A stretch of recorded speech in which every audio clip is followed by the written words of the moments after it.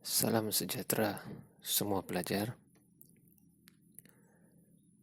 Tajuk yang akan kita belajar hari ini ialah kepentingan daya tarikan graviti bumi.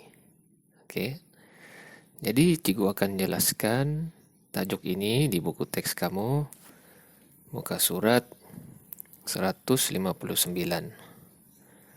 Sambil merujuk kepada beberapa bahan bantu cikgu lah untuk kamu. Baik, kita sudah belajar tentang daya tarikan graviti bumi.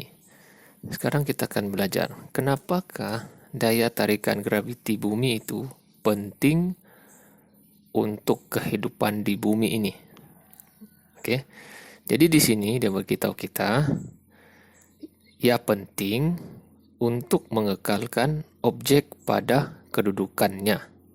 Maksudnya di sinilah contohnya seperti kereta ini kan.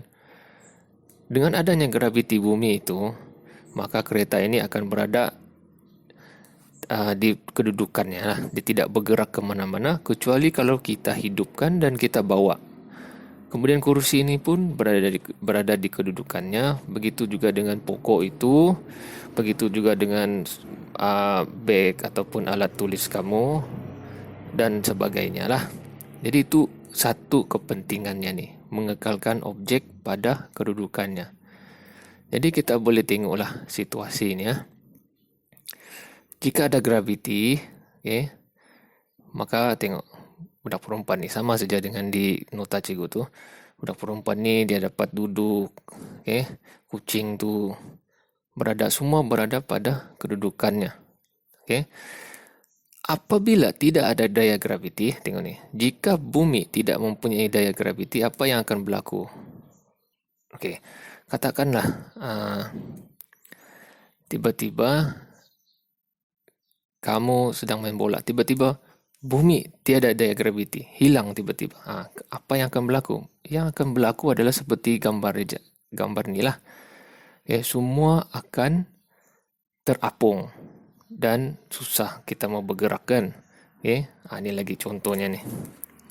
Kalau tidak graviti ni, semua barang-barang di dalam rumah kita tu akan bertempiaran, terapung lah.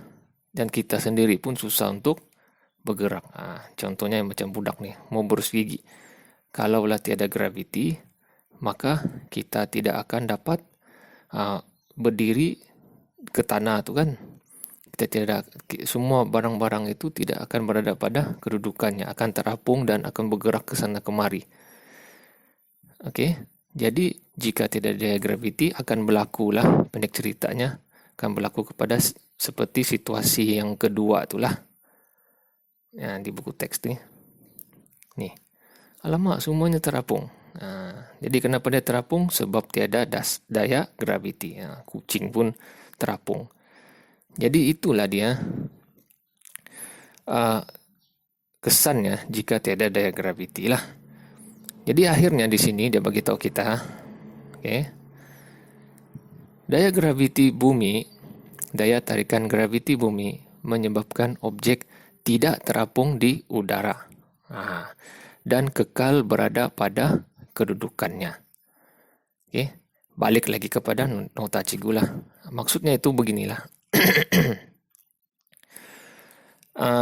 Objek berada tidak terapung dan kekal pada kedudukannya. Contohnya begini, pasu bunga itu akan kekal di situ, bunga-bunga pun akan kekal di situ.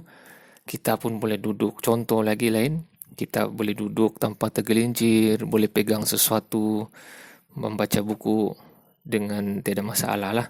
Dan begitu juga dengan air terjun mengalir ke bawah. Ini semua sebab daya graviti itu tadi. Jadi ini saja tajuk kita pada hari ini. Selamat belajar.